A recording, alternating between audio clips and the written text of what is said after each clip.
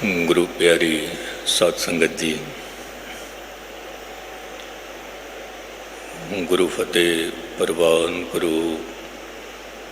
वाहिगुरु जी का खालसा, वाहिगुरु जी की फतेह।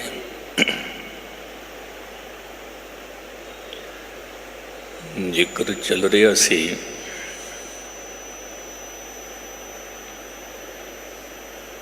कि मनुख दे जीवन विच जो एक प्यास है, जो एक तृष्णा है,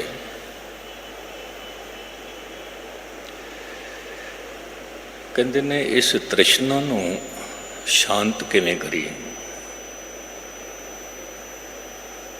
जे मैं इस तरह अर्ज करा, रोटी दी भुख लगी होवे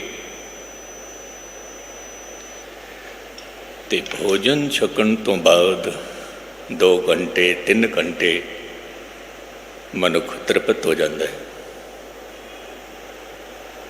भुख मिट जाती। तृप्त नहीं होंदा, भुख मिट जाती। क्योंकि गुरु नानक साहिब ने जदों बाबा बुढ़ा जी पासों प्रशादा छकिया तो आप जी दी रसना चों बोल निकले सी कि मन तृप्त हो गया।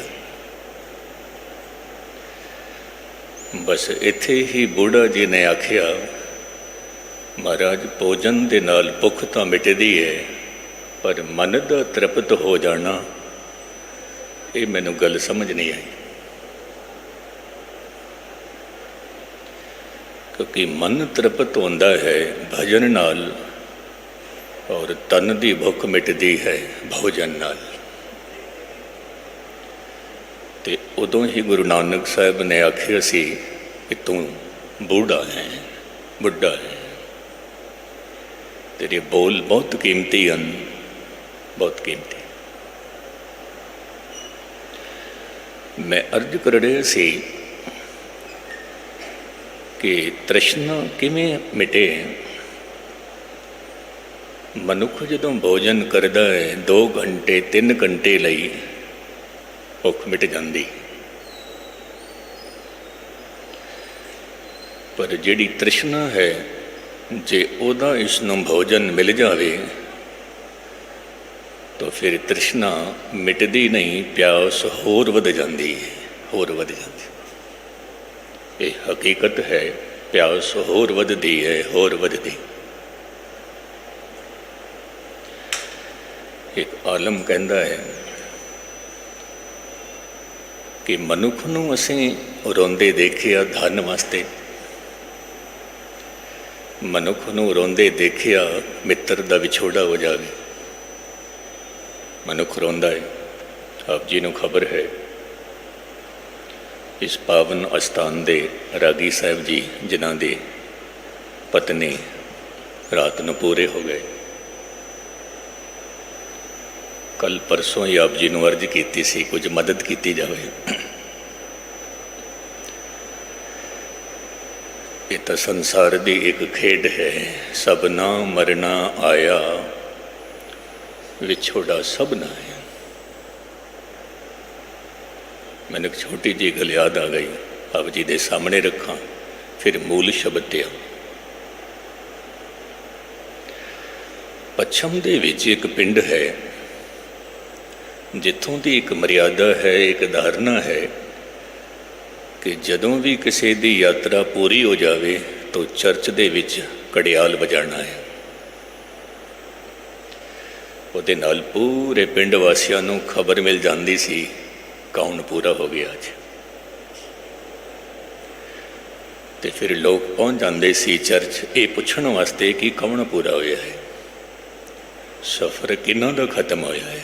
एक दूजे ने फिर दसते सी। एक विद्वान पुरुष कहता है कि मैं कुछ साल तक तो मैं खुद भी जाता रहा पुछण वास्ते कि अज एक घड़ियाल वजिया है, कौन पूरा होया। उस तो बाद फिर मैं जाना ही बंद कर दिता।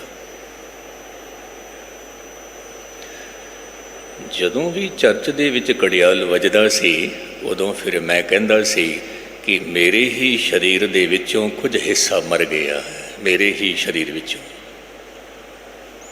ਔਰ ਥੋੜਾ ਥੋੜਾ ਕਰਕੇ ਮੇਰੇ ਸਰੀਰ ਦਾ ਹਿੱਸਾ ਮਰਦਾ ਜਾ ਰਿਹਾ ਹੈ।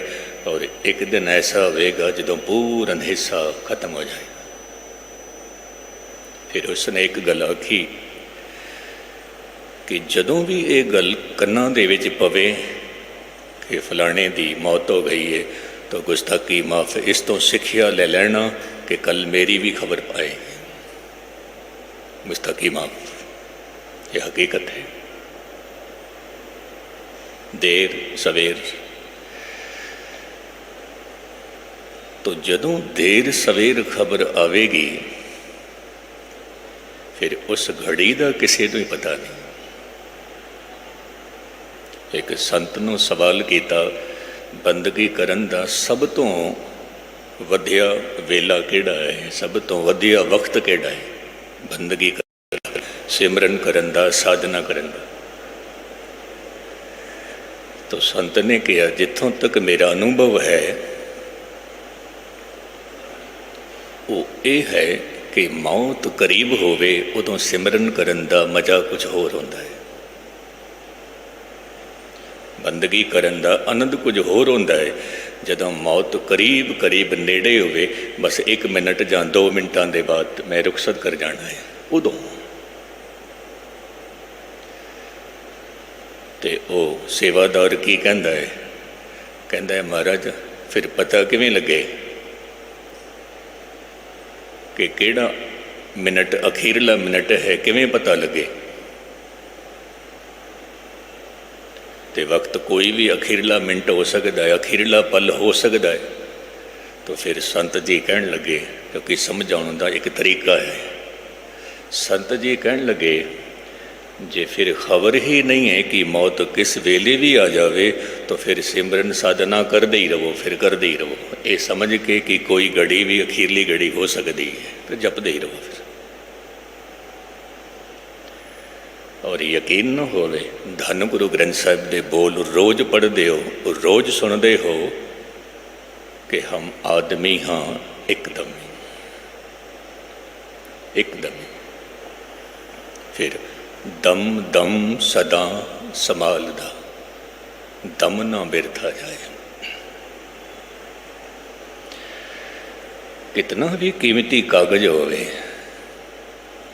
उहदे विच कुछ भी लिखिया होवे पर उहदे ते मोहर ना लगी होवे, वो कागज कागज ही है, रद्दी है, मोहर नहीं लगी। जिस कागज ते भावें लिखिया कुछ भी ना होवे पर उहदे ते मोहर लगी होवे, असी दूरों ही वेख के कह देने हैं लगता है कोई सरकारी कागज है, मोहर लगी हुई है, मोहर लगी। तो साडे हर एक सां ते गुरु दी मोहर लगी होवे, काबिले कबूल है। क्योंकि कई बार असी कह देने हैं जो कर्म कर बैठे हाँ, क्योंकि हुण सानू एक समझ आ रही है, कई बार कथा विच भी असी कह देने हैं कि जो कर्म कर बैठे हाँ वो तो भोगना पेगा, पर भगत कुछ होर कहते हैं, भगतां दी आशिकी कुछ होर है। मेरा मित्र एक गल कहंदा है, कहंदा गुरु साहिबान दे बोल बहुत कीमती ने, बहुत कीमती। मैं तुलना नहीं करता पिया, कहंदा गुरु साहिब दे बोल बहुत कीमती ने, पर जे भगतां दी गल करिए तो भगतां दे बोल होर भी कीमती है। और हकीकत है भगत बाणी पढ़ने विच आनंद ही कुछ होर आंदा। तो मैं उन्होंने पूछ लिया, जरा दसो आप जी का की अनुभव है जो भगतां दे बोल बहुत चंगे लगते हैं? वो कहने लगे, ज्ञानी जी भगतां ने आशिकी की है रब नाल, और आशिकी दे तौर तरीके दसे ने, रत्ते इश्क खुदाए रंग दीदार के, विसरिया जिन नाम ते भोए भार थी। बाबा फरीद फिर इसे आशिकी की गल करते हुए आप आप जी कहते हैं कितना सोहना गीत है कोयल का, कितनी मधुरता है, कितनी मिठास है। पर एक गल मैनू समझ नहीं आ रही, काली कोयल तो कित गुन काली, कित गुन काली। एक छोटा जिहा मैं ख्याल आप जी के सामने रख देवां।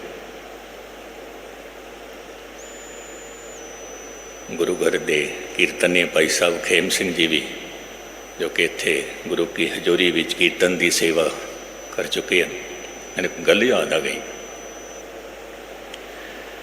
ये जो सरगम के बोल हैं, ये जो सह की आवाज़ निकलती है, ये मोर तो लईए, मोर की आवाज़। और ये जो रे अखर है, ये जातक पंछी तो आवाज़ ली गई है, जातक। और जो एक गा अखर है, ये जो एक छोटा जिहा मेमना होंदा है, बकरी का बच्चा होंदा है छोटा जिहा, वो किस तरीके दे नाल उहदे गले विच लचक होंदी है, एक गा अखर तो लिया। जिहड़ा मैं अखर है, ये क्रौन पंछी तो लिया है, जिन्हां दे सिर ते ताज होंदा है, क्रौन पंछी। और जो पंचम है, ये कोयल की आवाज़ है। और जो धा शब्द है, ये मेंढक की आवाज़। और जो नी अखर है, ये हाथी की चिंगार, हाथी की आवाज़। ये इस तरह 7 सुर मिला के फिर संगीत बनी है। मैं अर्ज कर रहा सी, काली कोयल तू कित गुन काली, तो जवाब की दिता, अपने प्रीतम कहे हाँ फिर हाँ जाली। मैं अपने प्रीतम दे बिरोह विच, तड़फन दे विच, प्यास दे विच मैं काली हो गई। मैं ये तो सुनिया है कि फलानी औरत पति दे प्रेम दे विच काली हो गई है, ये तो मैं भी सुनिया, ये तो आप जी ने भी सुनिया। फलाने बंदे दा पुत्र विदेश चला गया सी, सालों साल गुजर गए, कोई चिट्ठी पत्र नहीं सी, पिता नूं जारों जार रोंदे देखिया सुनिया, ये गल आप जी ने भी देखी। किसी दा धन चला गया, उसनों भी रोंदे देखिया, धन चला गया। किसी की तंदुरुस्ती चली गई, उसनों भी रोंदे देखिया। पर खेमा करना, गुरु वास्ते कितने लोगों को रोंदे देखिया। अज कथा नहीं सुनी है, अज कीर्तन नहीं सुनिया, अज गुरु घर विच नहीं बैठे, कितने हैन विरले, ना ही घणे फैल फखड़ संसार। वो आप जी दे विच भी बैठे ने ऐसे नाम दे रसी कि एक दिन साधना ना होवे, सिमरन ना होवे, किसी शरीर करके मजबूरी करके महसूस कर देना कुछ खो गया है। इसनों कहते ने प्यास। बुद्ध धर्म का एक ग्रंथ है धम्मपद। उस धम्मपद जो कि पाली विच लिखिया हुआ है, लिपि देवनागरी है पर बोली पाली। उहदे विच कहंदे ने कि जे परमात्मा के प्रति आप जी नूं प्यास नहीं है, तो संसार की कोई शक्ति आप जी नूं रब नाल नहीं जोड़ सकती, क्योंकि प्यास ही नहीं है। और जे आप जी दे कोल परमात्मा की प्यास है, तो संसार की कोई शक्ति आप जी नूं रोक नहीं सकती, कोई शक्ति नहीं। हुण आप जी ने कहना ज्ञानी जी ये प्यास किवें पैदा होए, क्योंकि भोजन की जिहड़ी भुख है जमांदरू है, पानी की प्यास है जमांदरू है, ये प्यास लैके आए हैं। पर जिथों तक गुरु की प्यास है, ये लगानी पैंदी है। नाम जप जप के, साधना कर कर के, संगत कर कर के प्यास लगानी पैंदी है। ਲਗਾਉਣੀ ਪੈਂਦੀ। ਇੱਕ ਮੈਂ ਹੋਰ ਅਰਜ਼ ਕਰਾਂ, ਮੈਂ ਇੱਕ ਸੰਤ ਨੂੰ ਇੱਕ ਗੱਲ ਪੁੱਛੀ, ਉਸਨੇ ਮੈਨੂੰ ਜੋ ਜਵਾਬ ਦਿੱਤਾ ਬਹੁਤ ਪਿਆਰਾ, ਬਹੁਤ ਕਮਾਲ ਦਾ। ਔਰ ਇਹ ਗੱਲ ਆਚਾਰੀ ਰਜਨੀਸ਼ ਵੀ ਕਹਿੰਦੇ ਸੀ, ਹੋਰ ਵੀ ਵਿਦਵਾਨ ਪੁਰਸ਼ ਕਹਿੰਦੇ ਸੀ।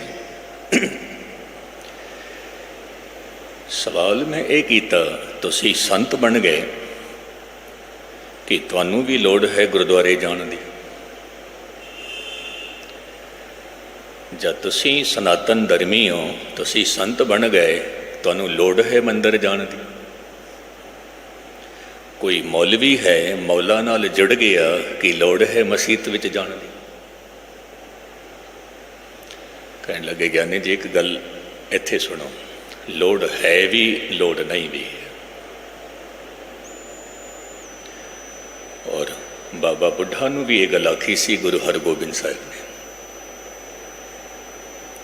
ਕਿ ਬਾਬਾ ਬੁੱਢਾ ਜੀ ਤੁਸੀਂ ਬ੍ਰਹਮ ਗਿਆਨੀ ਹੋ, ਪਰ ਸਿਮਰਨ ਆਪ ਜੀ ਨੂੰ ਵੀ ਕਰਨਾ ਪਏਗਾ, ਨਹੀਂ ਤਾਂ ਬਹੁਤ ਸਾਰੇ ਲੋਕ ਆਉਣ ਵਾਲੇ ਸਮੇਂ ਦੇ ਵਿੱਚ ਸਾਧਨਾ ਤੇ ਸਿਮਰਨ ਛੱਡ ਬੈਠਣਗੇ। ਔਰ ਜਦੋਂ ਇਹ ਆਪ ਜੀ ਦੀ ਕਥਾ ਸੁਣਨਗੇ ਕਿ ਬਾਬਾ ਬੁੱਢਾ ਬ੍ਰਹਮ ਗਿਆਨੀ ਸੀ, ਸਿਮਰਨ ਸਾਧਨਾ ਉਦੋਂ ਵੀ ਕਰਦੇ ਰਹੇ ਤੇ ਬਾਕੀ ਦੀ ਸੰਗਤ ਵੀ ਇਸੇ ਤਰ੍ਹਾਂ ਕਰਦੀ ਰਹੇਗੀ, ਸਿਮਰਨ ਤੇ ਸਾਧਨਾ ਕਰਦੀ ਰਹੇਗੀ। ਮੁੱਖ ਦੀ ਗੱਲ, ਸੰਤਾਂ ਨੂੰ, ਮਹਾਂਪੁਰਸ਼ਾਂ ਨੂੰ ਸੰਗਤ ਵਿੱਚ ਜਾਣ ਦੀ ਲੋੜ ਕਿਉਂ ਪੈਂਦੀ ਹੈ? ਉਹਦਾ ਕਾਰਨ ਹੈ ਕਿ ਤਿਨਾਂ ਦੇਖ ਮਨ ਚਾਉ ਉਠੰਦਾ। ਉਹਨਾਂ ਦੇ ਚਿਹਰੇ ਨੂੰ ਵੇਖ ਕੇ, ਉਹਨਾਂ ਦੀ ਬੋਲੀ ਦੇਖ ਸੁਣ ਕੇ, ਉਹਨਾਂ ਦਾ ਉੱਠਣਾ ਬੈਠਣਾ ਵੇਖ ਕੇ ਸਾਡੇ ਮਨ ਵਿੱਚ ਵੀ ਚਾਉ ਪੈਦਾ ਹੋਵੇ, ਕਾਸ਼ ਸਾਡਾ ਜੀਵਨ ਵੀ ਇਸੇ ਤਰ੍ਹਾਂ ਦਾ ਹੋਵੇ। ਦੂਜੀ ਗੱਲ, ਜਿਹੜੀ ਗੱਲ ਮੈਂ ਆਪ ਜੀ ਨੂੰ ਹੁਣ ਦੱਸਣ ਜਾ ਰਿਹਾ, ਇਹ ਹਕੀਕਤ ਹੋਈ ਹੈ। ਔਰ ਇਹ ਗੱਲ ਸਾਨੂੰ ਸੁਣਾਇਆ ਕਰਦੇ ਸੀ ਕੋਈ ਗੁਰਮੁਖ ਪ੍ਰੇਮੀ, ਇੱਥੇ ਆਪਣੇ ਹਰੀਨਗਰ ਤੋਂ ਗੁਰਮੁਖ ਪਿਆਰੇ ਬੈਠੇ ਨੇ, ਰਤਨ ਸਿੰਘ ਜੀ ਸਭਰਵਾਲ, ਅਤੇ ਅਸੀਂ ਇੱਕ ਗੁਰਮੁਖ ਦੇ ਕੋਲ ਬੈਠਦੇ ਸੀ। ਉਹ ਗੱਲ ਸੁਣਾ ਰਿਹਾ ਸੀ, ਬਹੁਤ ਪੁਰਾਣੀ ਗੱਲ ਹੈ। ਇਹ ਗਿਆਨੀ ਜੀ ਕੀਰਤਨ ਚੱਲ ਰਿਹਾ ਸੀ ਤੇ ਕੀਰਤਨ ਕਰਨ ਵਾਲੇ ਅਖੰਡ ਕੀਰਤਨੀਏ ਸੀ ਤੇ ਕੁਝ ਰੂਹਾਂ ਆਏ ਸੀਆਂ ਜਿਨ੍ਹਾਂ ਦੇ ਕੋਲ ਪਰਮਾਤਮਾ ਦੀ ਬਹੁਤ ਵੱਡੀ ਰਹਿਮਤ ਹੈ, ਬਹੁਤ ਵੱਡਾ ਪਿਆਰ। ਕਹਿੰਦੇ ਨੇ ਸੰਗਤ ਦੇ ਵਿੱਚ ਜੋ ਪ੍ਰੇਮੀ ਬੈਠਾ ਸੀ, ਉਹਦੇ ਨਾਲ ਹੀ ਇੱਕ ਬਖਸ਼ੀ ਹੋਈ ਰੂਹ ਬੈਠੀ ਸੀ। ਕਹਿੰਦੇ ਨੇ ਗਿਆਨੀ ਜੀ ਮੈਂ ਆਪ ਦੇਖਿਆ ਤੇ ਉਸ ਗੁਰਮੁਖ ਪ੍ਰੇਮੀ ਦੇ ਨਾਲ ਬਖਸ਼ੀ ਹੋਈ ਰੂਹ ਦੇ ਨਾਲ ਗੋਡੇ ਦੇ ਨਾਲ ਗੋਡਾ ਟੱਚ ਹੋਇਆ। ਕਹਿੰਦੇ ਨੇ ਉਹ ਮਨੁੱਖ ਉੱਥੇ ਹੀ ਬੈਠਾ ਬੈਠਾ ਹੀ ਲੰਮਾ ਪੈ ਗਿਆ। ਕਹਿੰਦੇ ਨੇ ਕਰੀਬ 2 ਘੰਟੇ ਤੱਕ ਤਾਂ ਉਹਦੀ ਸਮਾਧੀ ਨਹੀਂ ਖੁੱਲੀ, 2 ਘੰਟੇ ਤੱਕ। ਫਿਰ ਮੈਂ ਉਹਨਾਂ ਨੂੰ ਪੁੱਛਿਆ ਇਸ ਤੋਂ ਕੀ ਭਾਵ ਹੈ? ਕਹਿਣ ਲੱਗੇ ਜਿਹੜੇ ਗੁਰਮੁਖ ਜਨ ਹੁੰਦੇ ਨੇ ਉਹ ਇਸੇ ਕਰਕੇ ਸੰਗਤ ਵਿੱਚ ਜਾਂਦੇ ਨੇ। ਜਿਤਨੀ ਬੰਦਗੀ ਵੱਧਦੀ ਜਾਂਦੀ ਹੈ, ਉਹਨਾਂ ਦਾ ਦਾਇਰਾ ਉਤਨਾ ਵੱਧਦਾ ਜਾਂਦਾ ਹੈ। ਉਹਨਾਂ ਦੇ ਆਲੇ ਦੁਆਲੇ ਇੱਕ ਐਸੀ ਸ਼ਕਤੀ ਕੰਮ ਕਰਦੀ ਹੈ ਕਿ ਜਿਹੜਾ ਵੀ ਕੋਈ ਮਨੁੱਖ ਉਹਦੇ ਦਾਇਰੇ ਵਿੱਚ ਆ ਗਿਆ, ਸਮਝ ਲੈਣਾ ਨਾਨਕ ਨਦਰੀ ਨਦਰ ਨਿਹਾਲ, ਦਾਇਰੇ ਵਿੱਚ ਹੀ ਆ ਗਿਆ। ਔਰ ਇਸੇ ਕਰਕੇ ਸਾਧੂਆਂ ਨੂੰ ਹਿਦਾਇਤ ਹੁੰਦੀ ਸੀ ਕਿ ਆਪ ਜੀ ਨੇ ਘਰ ਨਹੀਂ ਬੈਠਣਾ, ਆਪ ਜੀ ਨੇ ਜਾਣਾ ਹੈ। ਕਿਉਂ? ਕਿਉਂਕਿ ਉਹ ਤੁਰਦੇ ਫਿਰਦੇ ਤੀਰਥ ਹੁੰਦੇ ਨੇ। ਜਿਸ ਪਿੰਡ ਵਿੱਚੋਂ ਨਿਕਲ ਜਾਣ, ਉਸ ਪਿੰਡ ਦੀ ਆਬੋ ਹਵਾ ਹੀ ਬਦਲ ਜਾਂਦੀ ਸੀ। ਜਿਸ ਥਾਂ 'ਤੇ ਕਦਮ ਪੈ ਜਾਣ, ਉਹ ਮਿੱਟੀ ਨਹੀਂ ਰਹਿੰਦੀ ਸੀ, ਉਹ ਮਿੱਟੀ ਅਕਸੀਰ ਹੋ ਜਾਂਦੀ ਸੀ, ਖਾਕ ਹੋ ਜਾਂਦੀ ਸੀ। ਫਿਰ ਉਹ ਮਿੱਟੀ ਜਿੱਥੇ ਉੜਦੀ ਸੀ, ਕਹਿੰਦੇ ਨੇ ਪਰਮ ਸ਼ਾਂਤੀ। ਮੈਂ ਕਿਸੇ ਦੇ ਘਰ ਗਿਆ, मैनू कहन लगे, ज्ञानी जी पता नहीं किन्हां ने साडे घर विच कोई कंडा सुटिया है। तो पहला मैं समझा नहीं ये कंडा हुंदा की है, तो किन्हां ने सुटिया कंडा।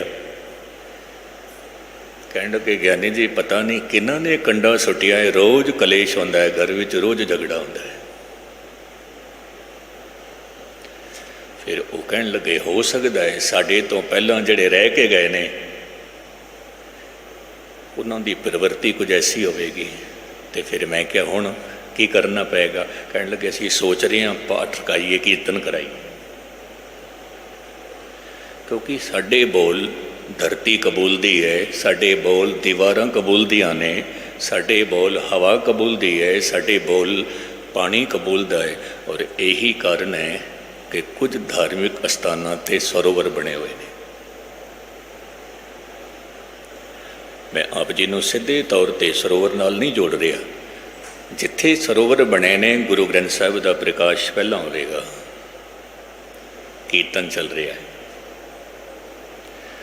वो जो कीर्तन के बोल हन पानी कबूलता है, कीर्तन के बोल हन धरती कबूलती है, कीर्तन के बोल हन हवा कबूलती है, कीर्तन के बोल हन पूरे वायुमंडल के विच फैलते हैं, पूरे वायु।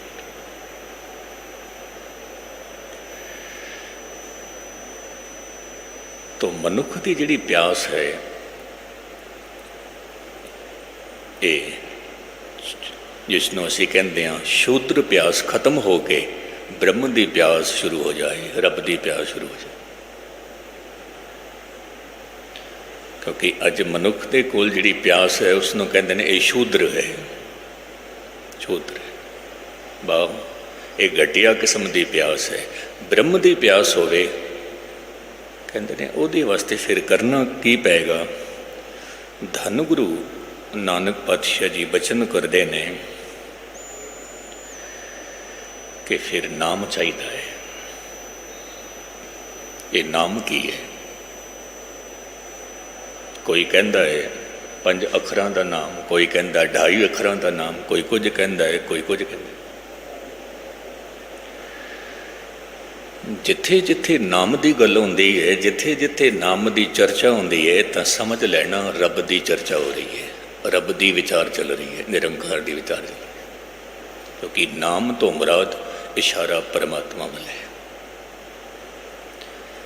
इशारा एक ओंकार वाल है। कबीर साहब तो ये कहते सी, कबीर पढ़बो दूर कर पुस्तक देई बहाए। कहते ने ये जो तू पढ़दा पिया है, पढ़दा पिया है, कहते ने ये ठीक होएगा कि तेरा मानसिक तल उच्चा होए, पर इहदे नाल नाल एक काम होर भी करना, होर भी कर। किहड़ा काम? कहते ने इन्हां सारियां पुस्तकां दी सोध करके अखीरी विच 2 अखर ऐसे ने, उन्हां दे नाल चेतना जोड़, उन्हां दे नाल। वो किहड़े अखर ने? कहते ने राम। ररे मम्मे चित लाए, राम दे नाल प्रीत जोड़, जो रमिया होया है सारियां दे विच रमिया होया।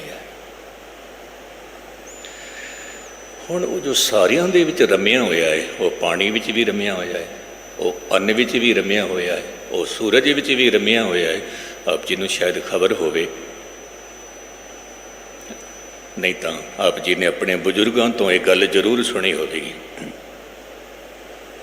वो जदों उठदे सी, उठदे सार ही सवेरे सूरज वल मुखड़ा करके मत्था टेकदे सी। जदों इशनान करते सी ते उस जल नूं, पानी नूं भी बड़े अदब दे नाल अपने सिर ते पांदे सी। भोजन छकदे सी, रसना चों राम निकलदा सी। अपने घरों बाहर जाते सी, घर नूं मत्था टेक के जाते सी, वापस आउंदे सी, घर नूं मत्था टेकदे सी। और एक मैं होर कमाल की गल जो मैं अपने अखां नाल देखदा सी, साडे बुजुर्ग ਜਦੋਂ ਘਰੋਂ ਬਾਹਰ ਜਾਂਦੇ ਸੀ ਆਪਣੇ ਘਰ ਦੇ ਜਿਤਨੇ ਵੀ ਡੰਗਰ ਹੁੰਦੇ ਸੀ, ਗਊ ਮੱਝਾਂ, ਉਹਨਾਂ ਨੂੰ ਵੀ ਮੱਥਾ ਟੇਕ ਕੇ ਜਾਂਦੇ ਸੀ। ਤੇ ਜਦੋਂ ਵਾਪਿਸ ਆਉਣਾ ਉਦੋਂ ਆ ਕੇ ਮੱਥਾ ਟੇਕ। ਮੈਂ ਪੁੱਛ ਲਿਆ ਕਿ ਅਸੀਂ ਪਸ਼ੂ ਪੂਜਕ ਹਾਂ? ਕਹਿਣ ਲੱਗੇ ਨਹੀਂ। ਤੇ ਫਿਰ ਅਸੀਂ ਮਿੱਟੀ ਦੇ ਪੁਜਾਰੀ ਹਾਂ ਜੋ ਘਰਾਂ ਨੂੰ ਮੱਥਾ ਟੇਕਦੇ ਹੋ? ਕਹਿਣ ਲੱਗੇ ਨਹੀਂ। ਤਾਂ ਫਿਰ ਅਸੀਂ ਜਲ ਦੇ ਪੁਜਾਰੀ ਹਾਂ ਜੋ ਜਲ ਨੂੰ ਮੱਥਾ ਟੇਕਦੇ ਹੋ? ਅਸੀਂ ਅੰਨ ਦੇ ਪੁਜਾਰੀ ਹਾਂ ਜੋ ਉਹਨਾਂ ਨੂੰ ਮੱਥਾ ਟੇਕਦੇ ਹੋ? ਅਸੀਂ ਸੂਰਜ ਦੇ ਪੁਜਾਰੀ ਹਾਂ, ਸੂਰਜ ਨੂੰ ਮੱਥਾ ਟੇਕਦੇ ਹੋ? ਫਿਰ ਉਹਨਾਂ ਨੇ ਗੱਲ ਆਖੀ, ਕਿਉਂਕਿ ਇਤਨੀ ਬਰੀਕ ਬੁੱਧੀ ਹੁੰਦੀ ਸੀ ਬਜ਼ੁਰਗਾਂ ਦੀ ਕਿ ਉਹਨਾਂ ਨੂੰ ਪਸ਼ੂਆਂ ਵਿੱਚ ਵੀ ਰਾਮ ਦਿਸਦਾ ਸੀ, ਉਹਨਾਂ ਨੂੰ ਆਪਣੇ ਘਰ ਵਿੱਚ ਵੀ ਰੱਬ ਦਿਸਦਾ ਸੀ। ਔਰ ਗੁਸਤਾਖੀ ਮਾਫ, ਮੈਨੂੰ ਇਹ ਗੱਲ ਵੀ ਕਹਿਣ ਦੇਣਾ, ਅੱਜ ਸਾਨੂੰ ਗੁਰਦੁਆਰੇ ਵਿੱਚ, ਮੰਦਿਰਾਂ ਵਿੱਚ, ਮਸੀਤਾਂ ਵਿੱਚ ਵੀ ਰੱਬ ਨਹੀਂ ਦਿਸਦਾ। ਉਹਨਾਂ ਨੂੰ ਆਪਣੇ ਘਰਾਂ ਵਿੱਚ ਵੀ ਦਿਸ ਪੈਂਦਾ ਸੀ, ਪਸ਼ੂਆਂ ਵਿੱਚ ਵੀ ਦਿਸ ਪੈਂਦਾ ਸੀ। ਉਹ ਕਹਿੰਦੇ ਨੇ ਸੂਰਜ ਵਿੱਚ ਕੌਣ ਚਮਕ ਰਿਹਾ ਹੈ? ਉਹੀ ਤਾਂ ਚਮਕ ਰਿਹਾ ਹੈ। ਇਹ ਅੰਨ ਦੇ ਰੂਪ ਵਿੱਚ ਮੇਰੀ ਭੁੱਖ ਕੌਣ ਮਿਟਾ ਰਿਹਾ ਹੈ? ਇਹ ਉਹੀ ਤਾਂ ਮਿਟਾ ਰਿਹਾ ਹੈ। ਇਹ ਪਾਣੀ ਦੇ ਰੂਪ ਵਿੱਚ ਮੇਰੀ ਪਿਆਸ ਮਿਟਾ ਰਿਹਾ ਹੈ, ਇਹ ਉਹੀ ਤਾਂ ਮਿਟਾ ਰਿਹਾ ਹੈ। ਮੈਂ ਸੁੱਤਾ ਹੋਇਆ, ਮੇਰੇ ਅੰਦਰ ਧੜਕ ਰਿਹਾ ਹੈ, ਉਹੀ ਤਾਂ ਧੜਕ ਰਿਹਾ ਹੈ। ਹਕੀਕਤ ਤੇ ਉਹੀ ਧੜਕ ਰਿਹਾ ਹੈ। ਔਰ ਪੁਰਾਤਨ ਸਮੇਂ ਦੇ ਲੋਕ ਜਿਨ੍ਹਾਂ ਦੀ ਬੁੱਧੀ ਬਰੀਕ ਹੁੰਦੀ ਸੀ, ਉਹ ਇਸੇ ਤਰ੍ਹਾਂ ਪਕੜਦੇ ਸੀ ਪਰਮਾਤਮਾ ਦੀ ਇਬਾਦਤ ਨੂੰ। ਔਰ ਜੇ ਮੈਂ ਇਸ ਤਰ੍ਹਾਂ ਅਰਜ਼ ਕਰਾਂ, ਸਾਡੇ ਸਾਹਮਣੇ ਜੋ ਲੰਗਰ ਹੁੰਦਾ ਹੈ,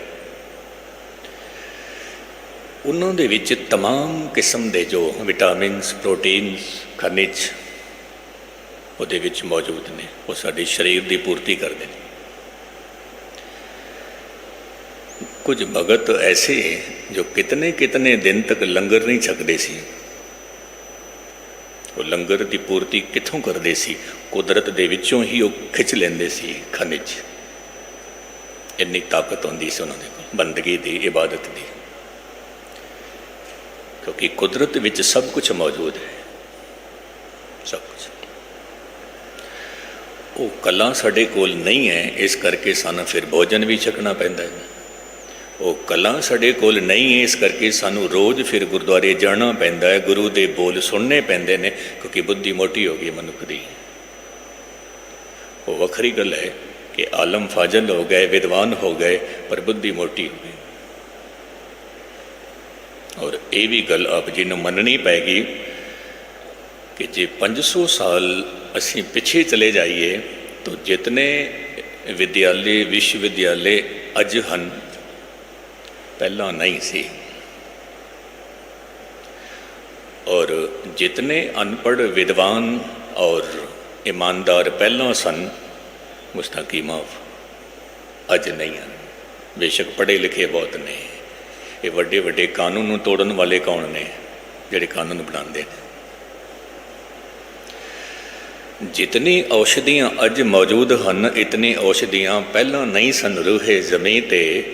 ਔਰ ਜਿਤਨੇ ਰੋਗ, ਜਿਤਨੀ ਤਕਲੀਫਾਂ ਅੱਜ ਹਨ, ਪਹਿਲਾਂ ਨਹੀਂ ਸੀ, ਪਹਿਲਾਂ ਨਹੀਂ ਸੀ। ਜਿਤਨੇ ਭੋਜਨ, ਜਿਤਨੇ ਪ੍ਰਕਾਰ ਦੇ ਭੋਜਨ ਅੱਜ ਹਨ, ਪਹਿਲਾਂ ਨਹੀਂ ਸੀ। ਔਰ ਜਿਸ ਤਰ੍ਹਾਂ ਦੀ ਭੁੱਖ ਪਹਿਲਾਂ ਸੀ, ਰੋਟੀ ਛਕਣ ਦਾ ਆਨੰਦ ਪਹਿਲਾਂ ਸੀ, ਅੱਜ ਨਹੀਂ ਹੈ, ਅੱਜ ਨਹੀਂ। ਔਰ ਜਿਤਨੇ ਕਿਸਮ ਦੇ ਕੱਪੜੇ ਅੱਜ ਹਨ, ਪਹਿਲਾਂ ਨਹੀਂ ਸੀ। ਔਰ ਖਿਮਾ ਕਰਨਾ, ਜਿਤਨੀ ਨਗਨਤਾ ਅੱਜ ਹੈ, ਪਹਿਲਾਂ ਨਹੀਂ ਸੀ, ਪਹਿਲਾਂ ਨਹੀਂ ਸੀ। ਤੋ ਪੁਰਾਤਨ ਸਮੇਂ ਦੇ ਲੋਕ ਬਰੀਕ ਬੁੱਧੀ ਹੋਣ ਕਰਕੇ ਪਰਮਾਤਮਾ ਦੀ ਗੱਲ ਨੂੰ ਪਕੜ ਲੈਂਦੇ ਸੀ। ਔਰ ਆਪ ਜੀ ਨੂੰ ਇਹ ਵੀ ਖਬਰ ਹੈ ਕਿ ਗੁਰਦੁਆਰੇ ਬਹੁਤ ਦੂਰੀ 'ਤੇ ਆਉਂਦੇ ਸੀ, ਮੰਦਿਰ ਬਹੁਤ ਦੂਰੀ 'ਤੇ ਆਉਂਦੇ ਸੀ। ਇੱਕ ਮੰਦਿਰ ਇੱਥੇ, ਦੂਜਾ ਮੰਦਿਰ ਹੋਵੇਗਾ ਕੋਈ 50 ਕਿਲੋਮੀਟਰ ਦੂਰ। ਮੈਂ ਪੁਰਾਤਨ ਸਮੇਂ ਦੀ ਗੱਲ ਕਰ ਰਿਹਾ। ਇੱਕ ਗੁਰਦੁਆਰਾ ਇੱਥੇ, ਦੂਜਾ ਗੁਰਦੁਆਰਾ 100 ਕਿਲੋਮੀਟਰ ਦੂਰ।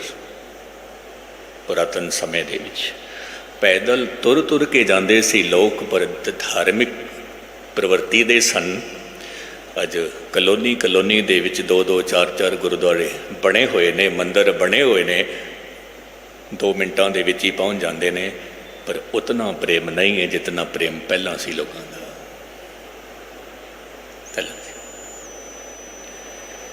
कथावाचक कीर्तन करन वाले जितने अज हन पहला नहीं सी, पर जितना प्रेम संगत दा पहला सी खिमा करना घटता जा रहा है। इसका मूल कारण की है? इसका मूल कारण है पदार्थवादी जीवन, वैज्ञानिक दृष्टिकोण, फैशन की प्रवृत्ति, वो भुख गुरु की मिटती जा रही। साहिब कहते ने ये तेरी भुख तां मिटेगी जे किधरे तू अपने मन नू तो थिर कर लगे। हुण मन किस तरह थिर होएगा? थोड़ा जिहा गौर मुताला करना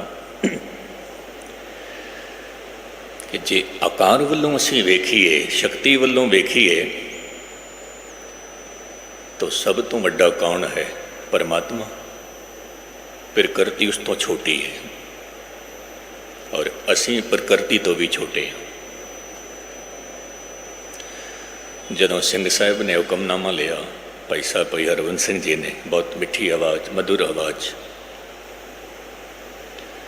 उहदे विच एक पंक्ति आ रही सी। पंक्ति ये चल रही सी, पंच तत् कर तुद सृष्ट सब साजी। जिक्र चल रहा सी पंज तत्त विच धातु पंच आप पावे। पंज तत्त भी तू बनाए ने, पंज धातु भी ये तू आप ही पाए ने। ये पंज धातु केड़े केड़े ने और ये पंज तत्त केड़े केड़े? अब जी का जो शरीर है वो पंज तत्तां का बनिया हुआ है। मिट्टी तत्त है, पानी तत्त है, अगन तत्त है, वायु तत्त है, आकाश तत्त है। इन्हां पंजां का जोड़ करके शरीर बनाया। जो मिट्टी का तत्त है इहदे विच गंध है, जो सानू गंध महसूस होती है। जे मिट्टी का तत्त ना होंदा तो एक गंध असी महसूस कर ही नहीं पाते, स्मैल महसूस कर ही नहीं पाते। मिट्टी तत्त है। जो अगन तत्त है ये रूप अखां दे नाल जो कुछ असी देखते हैं ये अगन तत्त है। अगन तत्त है। जो हवा का एक तत्त है, जदों असीं किसी नूं छूने हाँ, स्पर्श करते हाँ, उसनूं महसूस होता है ये हवा तत्त है। जो कुछ असी शब्द सुनते हाँ ये आकाश तत्त है। ये पंज तत्त ने। फिर साहिब कहते ने ये पंज तत्तां दा शरीर बना के विच धातु पंच आप पावे। हुण पंज धातु केड़े केड़े ने? काम, क्रोध, लोभ, मोह, अहंकार। ये पंज धातु ने।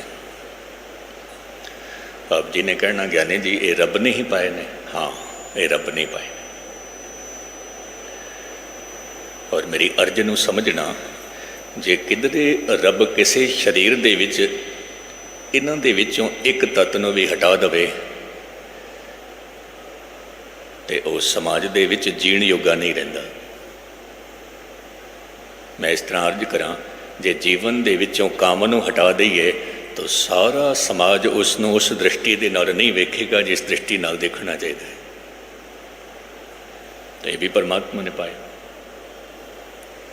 पर इन्हां दी एक सीमा है। सीमा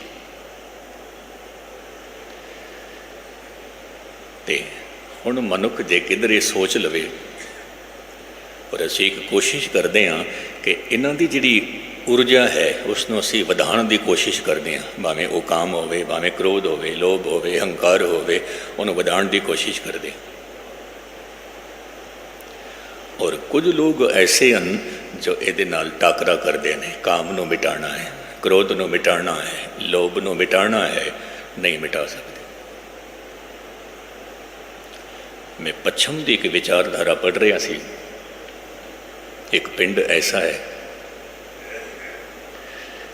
तो पुरुष जदों कोई सन्यासी बनता है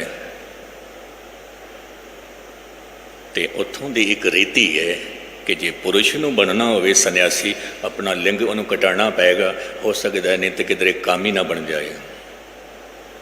इस गल ते अटैक किया गुरु नानक साहब ने। गुरु नानक साहब महाराज कहन लगे, जे किधरे यही खेड खेडनी सी तो फिर रब नूं ही कह देंदे तुसीं शरीर बनाया ही क्यों इस तरह का, बनाने की लोड़ ही नहीं सी। हुण अखां दी रोशनी ही असीं खत्म कर दईए तो रब नूं कहो फिर अखां बनाया क्यों, ये साडे कन्न रब ने बनाए क्यों, साडी रसना रब ने बनाई क्यों। जिहड़ी जिहड़ी इंद्री रब ने बनाई है उसका मिसयूज करना एक गलत है। बाकी जो कुछ रब ने शरीर बनाया है सब कुछ ठीक है। मैं अर्ज कर रहा सी, कोई मनुख कह दे कि मैं टाकरा करके काम नूं मिटाना नहीं मिटा सकता, मैं टाकरा करके क्रोध नूं मिटाना नहीं मिटा सकता, मिटा के देखो। कोई टाकरा करके लोभ नूं मिटा दे, मोह नूं मिटा दे, अहंकार नूं मिटा दे, नहीं मिटा सकता, नहीं मिटा सकता। और हाँ, एक गल होर चेते रखना, ये जिहड़ियां पंज शक्तियां ने बराबर दियां, तुसीं काम नूं दबाओगे वही ऊर्जा क्रोध बन के निकलेगी। और यदा सबूत है, जितने भी पुरातन समय के ऋषि होए उन्होंने जे काम नूं दबाया तो उन्होंने क्रोध बड़ा प्रबल होंदा सी, एक पल विच गुस्से विच आके शराब दे देंदे सी। और किसी ने क्रोध नूं दबाया वही ऊर्जा अहंकार बन के निकलदी। किसी ने अहंकार नूं दबाया वही ऊर्जा मोह बन के निकलदी है। तो फिर साहब कहते ने इन्हां नूं दबाना नहीं है, इन्हां दे नाल टाकरा भी नहीं करना, फिर की करना है। तो साहब कहते ने कि ये सारे दे सारे तत्त ये प्रकृति दे हैं, तुसीं प्रकृति तो जित नहीं पाओगे, प्रकृति जितेगी तुसीं हारोगे। ये भुख है, ये प्रकृति की देन है। आप जी भुख नूं किवें दबाओगे, प्रकृति की देन है। तो साहब कहते ने तुसीं प्रकृति नाल टाकरा करोगे, हारोगे। चंगा होवेगा कि जो प्रकृति का मालक है परमात्मा, तुसीं उसनूं गाओ, तुसीं परमात्मा नूं गाओ। तो फिर परमात्मा अपनी कुदरत नूं, अपनी प्रकृति नूं अपने ढंग दे नाल डालेगा, तुसीं बिल्कुल शांत हो जाओगे। इसे करके ये मर्यादा बनी है। तो संगत में जाके बैठ, तू सिमरन कर, तू बाणी पढ़, तू पाठ कर और तेरा मन थिर हो जाएगा। बाहर ढूंढत बहुत दुख पावे, इस पंक्ति नूं थोड़ा बरीक बुद्धि नाल समझो। बेशक धन की खोज, पदार्थों की खोज बाहर करना, पर निरंकार की खोज बाहर नहीं। ईरान के कुछ फकीर होए, मैनू किसी प्रेमी ने कहा, ज्ञानी जी तुसीं चलो साडे घर, असी ईरान तो आए हैं, बैंकॉक की गल।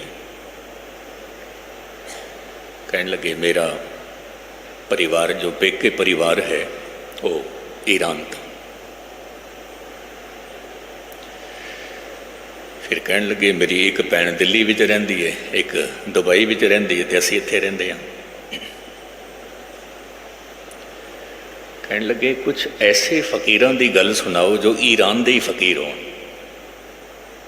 ईरान दे।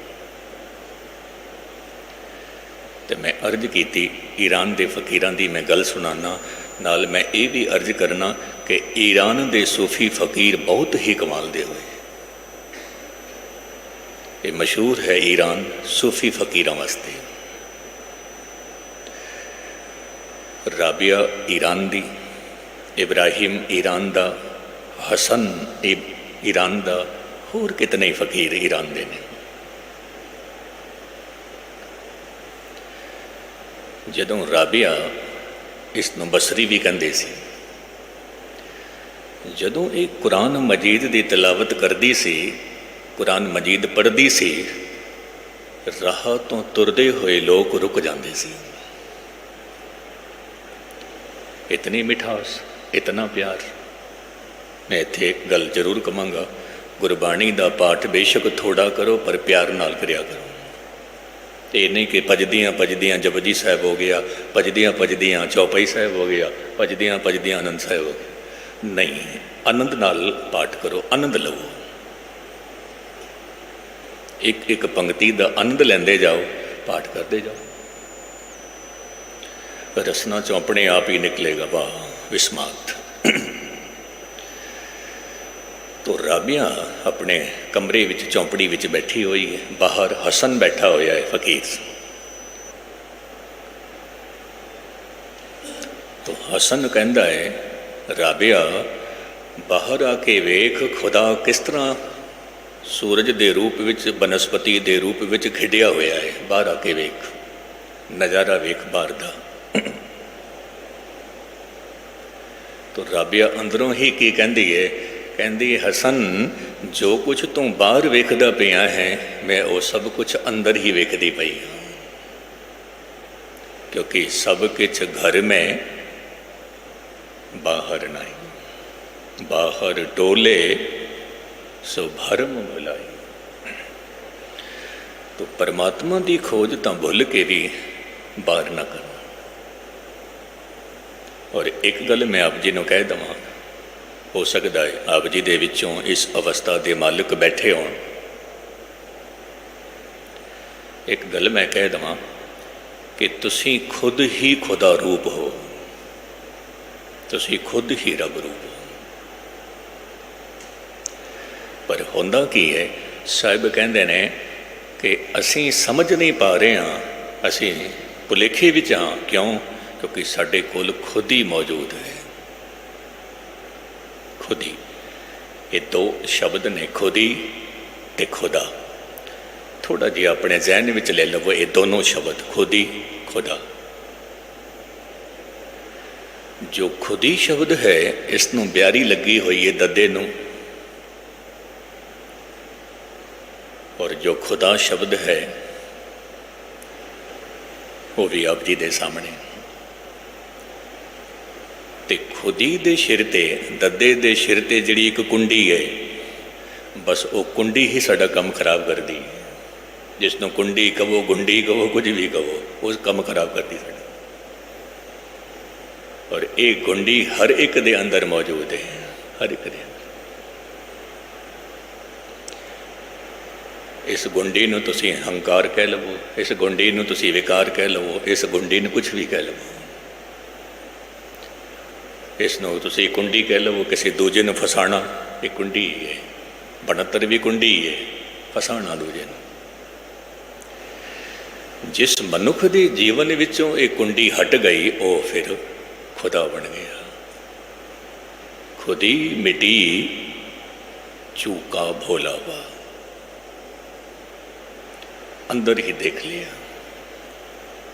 और मैं कई बार अर्ज की थी कि प्रिंसीपल गंगा सिंह जी, मान सिंह चौर और संत सिंह मशकी ने तीनों ही जा रहे थे। तो प्रिंसीपल गंगा सिंह ने लम्मे पै के डंडोत की, सामने मसीत सी उसनों। तो मान सिंह चौर कहंदा प्रिंसीपल साहब ये की करते पे हो, मसीत नूं मत्था टेकते पे हो। तो प्रिंसीपल गंगा सिंह ने की आखिया, कहने लगे हाँ मसीत नूं मैं इस करके मत्था टेकदा पिया कि बेखुदी में हम तो तेरा दर समझ कर झुक गए अब तू ही मालूम वो काबा था कि बुतखाना था। अब तू ही मालूम भाओ अब खुदा मालूम। मैनू तो तेरा दर दिस गया, मैं सजदा किया मत्था टेक। और अज भी जे किधरे शायद वो इस रूहे ज़मीन ते मौजूद होवे, क्योंकि मेरी मुलाकात नहीं हुई कितने ही साल हो गए हैं। मुसलमान है, टेलर है, हरिनगर, तो वो बहुत सारे रागियां के कपड़े, ग्रंथी साहिबां के कपड़े वो सिलदा है। पर शाम का वक्त होंदा है, वो की करदा है, गुरुद्वारे आके बैठ जाता है। अपने हत्थों के नाल उसने मिट्टी साफ करनी, झाड़ू नहीं, अपने हत्थों नाल। अद्धा घंटा, 1 घंटा, 2 घंटे उसने बैठे ही रहना, नाल दे नाल उसने रोंदे भी रहना। फिर जितनी को मिट्टी इकट्ठी की झोली विच पा के अपने घर ले जाते। मैं उसनों पुछया, आप जी रोंदे ही रहिंदे हो? तो उहदी रसना चों की बोल निकले? प्रेम दे बोल। क्योंकि जदों किसी दे नाल प्रेम होंदा है, जे मैं इस तरह अर्ज करा, पति अपने पत्नी नूं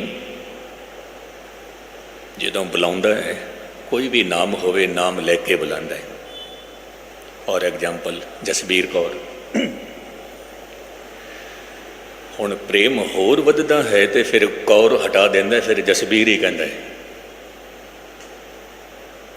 और प्रेम जदों होर गूढ़ा होंदा है तो फिर वो जसबीर शब्द भी नहीं कहंदा, फिर ओए हैलो हाँ इस तरह के बोल, क्योंकि गूढ़ा प्रेम हो गया। तो वो मुसलमान की कहता है, कहता ज्ञानी जी आप जी ने पूछया कि तुसी रोंदे क्यों हो? तो मेरे नानक ने मेरी झोली तो भरी है और इतना दिया, मुझे इतना दिया, तो रोने के सिवाय मेरे पास कोई अल्फाज नहीं है शुक्राने के। मैं हैरान हो गया। और उसनों की मैं ये कहां कि तेनों तो मसीत विच मिलेगा क्योंकि तू मुसलमान है? नहीं, वो कहता मुझे तो नानक ने दिया है। इतने प्रेम नाल उसने आख्या मैनू तो नानक ने दिया है। मैं क्या यही बोल प्रेम दे। प्रेम तो मैं अर्ज कर रहा सी, कहते ने जिथे तुसी झुक गए उत्थे ही मंदिर है। ये नहीं है कि जिथे मंदिर देखना उत्थे ही झुकना, नहीं, जिथे झुकण की कला आ गई वही मंदिर है। झुकण की कला। एक छोटी जी गल कह के मैं समाप्ति करा। एक पंडित मेरे कोल बैठा सी ते कुछ वो सुनांदा सी रब की गल, कुछ मैं सुनांदा सी। तो मैं उसने कहा तू विद्वान बहुत है। कहने लगे ज्ञानी जी विद्वान तो मैं बहुत हाँ, पर मेरे विच एक कमी है। बंदा बहुत चंगा सी, उसने अपनी कमी दस दी। कहने लगे मेरे अंदर कमी है, जदों तुसी मेरे कोल आंदे हो उम्र विच मैं छोटा हाँ, उम्र विच तुसी वड्डे हो। तुसी मेरे कोल आके बैठते हो, मेरे गोडे हथ लगांदे हो, मैं छोटा हाँ, पर मेरे विच इतनी हिम्मत नहीं आती कि मैं आप जी दे गोडे नूं हथ लगावां। मैंने हिम्मत नहीं होती। मैं क्या वो क्यों? कहने लगे हम तो ब्राह्मण हैं, मत्था टेकना तो जानते नहीं, मत्था टिकाना ही जानते हैं। कि मेरे अंदर अहंकार। मैं उसने एक छोटा जिहा सवाल किया, कह के मैं समाप्ति करना। मैं उसनों कहा तू जन्मजात ब्राह्मण है या तू हकीकत विच ब्राह्मण है? कहने लगे की मतलब? मैं क्या तू जन्म तो ही ब्राह्मण है या हकीकत विच ब्राह्मण है? कहने लगे ज्ञानी जी ये तो मैं जवाब नहीं दे पावांगा, पर मैं तो यही कहूँगा मैं जन्मजात ब्राह्मण हाँ। जन्मजात। मैं उसनों आखिया जे तू जन्मजात ब्राह्मण है फिर तू मत्था टिकाएगा ही, मत्था टेकेगा नहीं तू। और जे तू हकीकत विच ब्राह्मण है, तू ब्रह्म नू जान लिया है, ब्रह्म बिंदे तिसदा ब्रह्मत रहे। जे तू हकीकत विच ब्राह्मण है फिर तू मत्था टेकेगा, फिर अंदर अहंकार खत्म हो जाए। कहने लगे ज्ञानी जी मैं हकीकत का ही ब्राह्मण बनना चाहता, जन्मजात नहीं, जन्मजात। तो साहब कहते ने बस एको ही रुकावट है और उसे रुकावट नू खत्म करना है। हौ मैं बूझे तां दर सूझे। गुरु रहमतां करन, भुल्लां चुकां दी खिमा। आनंद साहिब दी